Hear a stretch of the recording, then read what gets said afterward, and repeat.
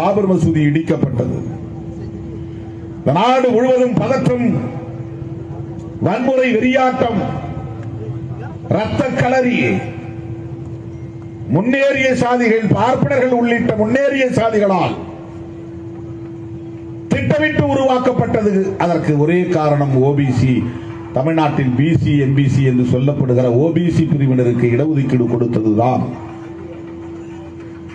தயவுகூர்ந்து நீங்கள் சிந்தித்து பார்க்க வேண்டும், அல்லாந்து படுத்து சிந்தித்து பார்க்க வேண்டும். நீங்கள் எதிர்க்க வேண்டியவர்கள் யார்? பிஜேபியா, விசிகேவா? யாரை எதிர்க்க வேண்டும்? பாரதிய ஜனதா கட்சியையா, விடுதலை சிறுத்தைகள் கட்சியையா? ஓபிசிக்கு இடஒதுக்கீடு வேண்டும், மண்டல் பரிந்துரையை ஆதரிக்க வேண்டும் என்ற நிலைப்பாட்டை இன்றைக்கும் வலுவாக